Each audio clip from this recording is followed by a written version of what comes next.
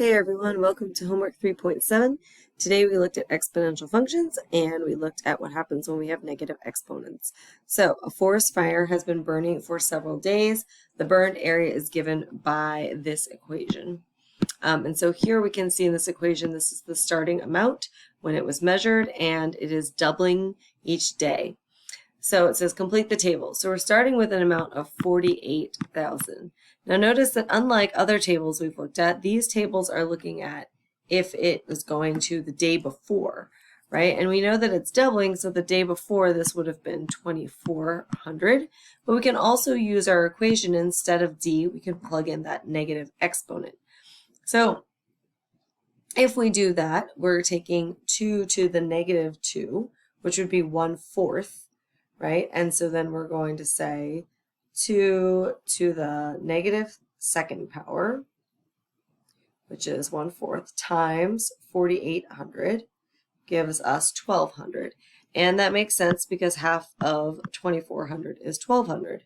The day before that would have been half of that, and so that is 600. Now if we have to the fifth power, we have, or to the negative fifth power rather, 2 to the negative fifth power gives us a very small number at 0.03125 times 4,800, and that's going to give us 150. So this fire in this case started out as a very small amount and then got bigger. So it says, what does this tell you about the area burned in the fire? So one day before measurement,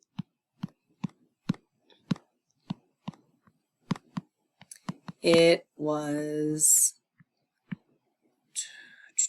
2,400.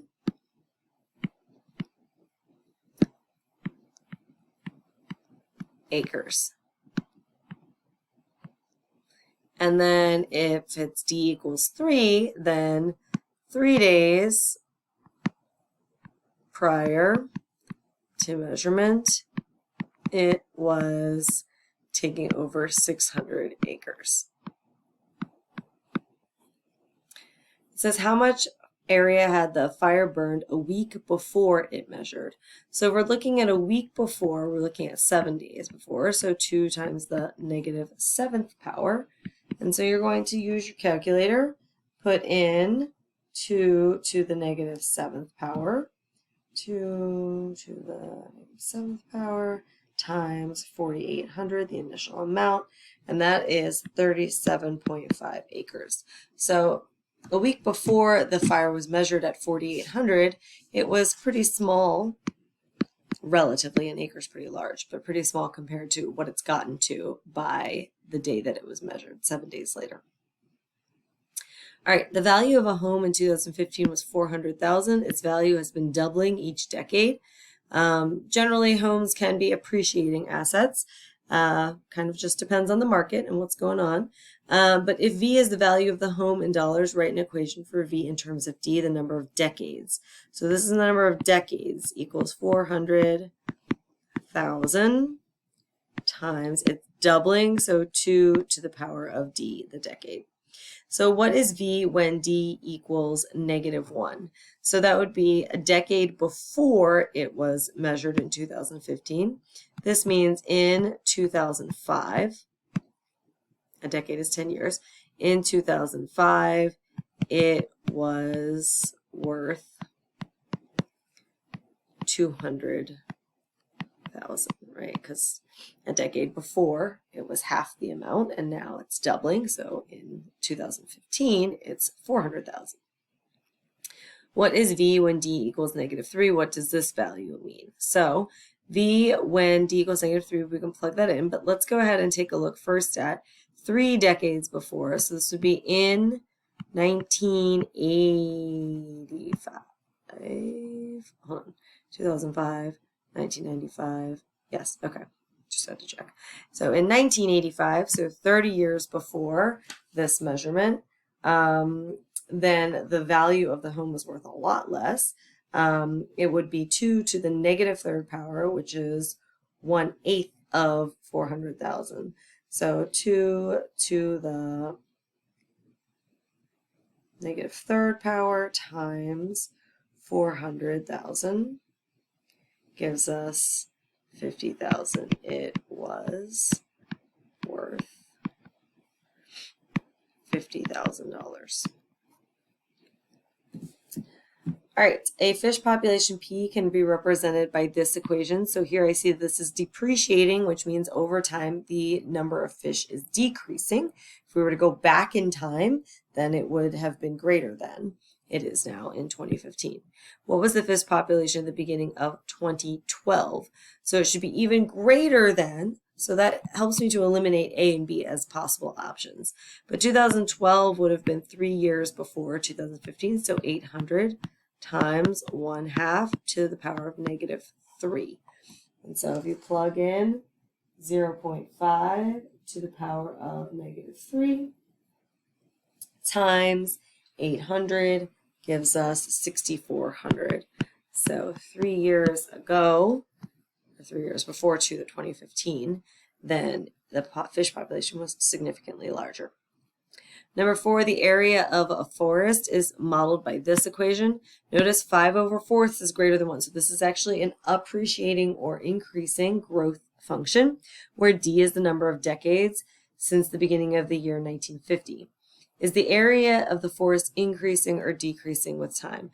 So it is increasing with time because 5/4 is greater than 1. What was the area of the forest in 1950?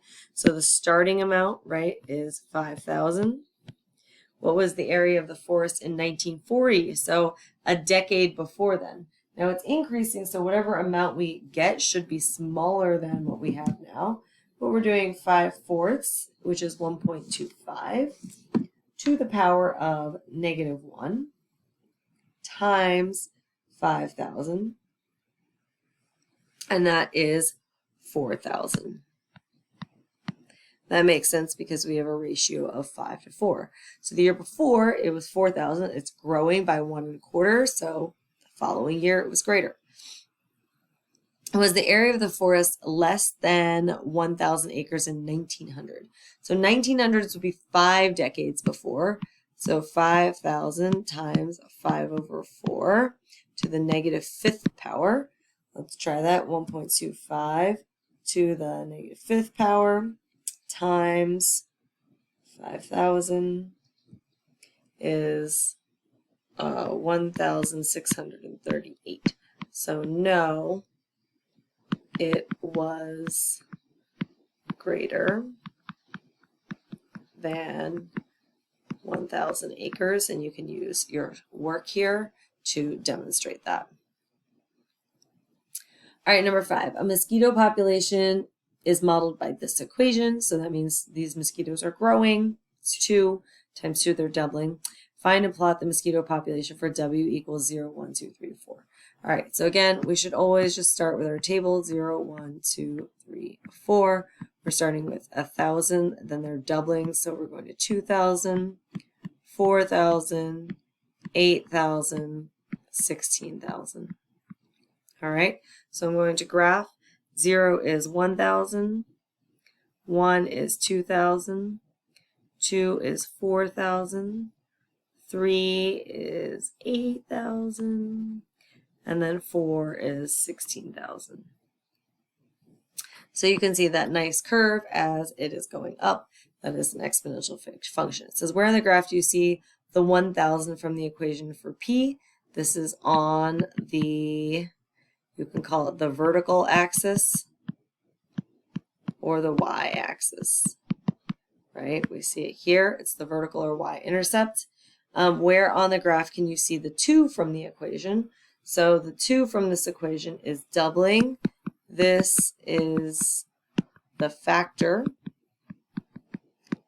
We see it in the ratio from a later year over the year before,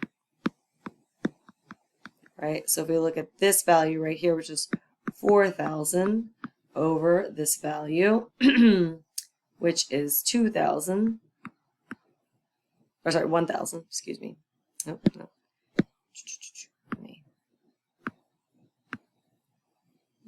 let's look at this value right here. So we're looking at this value and this value, right? So if this year it's 4,000, and then the year before it was 2,000. So that is a factor of 2.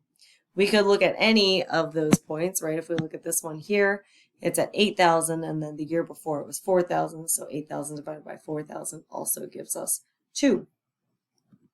All right, number 6. The number of copies of books sold in the year it was released is 600,000. Each year after that, the number of copies sold decreased by 1/2. So it has a strong showing at the beginning. Oh, I'm still in highlighter mode. And then over time, that decreased. So we're looking at 600,000. The next year, it was 300,000. The next year, 150,000. 75,000.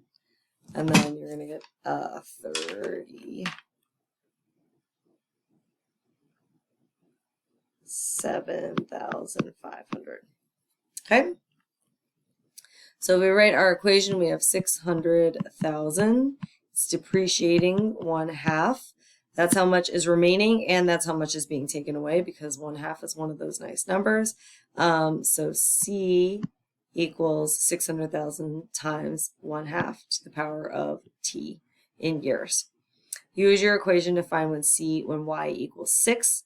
What does that mean? Oh, I also just realized this is y, so this should be this equation there. My bad. Be careful, you all. Okay.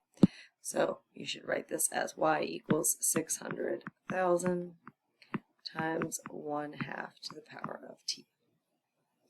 All right, so it says use your equation to find C when y equals 6. What does this mean in terms of the book? So if we have 600,000 times 1/2 to the years, or to the 6th power, then we will have 0.5 or 1/2 to the 6th power times 600, which will give us 9,375, and that means 6 years after the book was published, it sold 9,375 books. So you make sure to write that part out there, as I just stated. Number 7, the graph shows the population of butterflies T weeks since their migration began.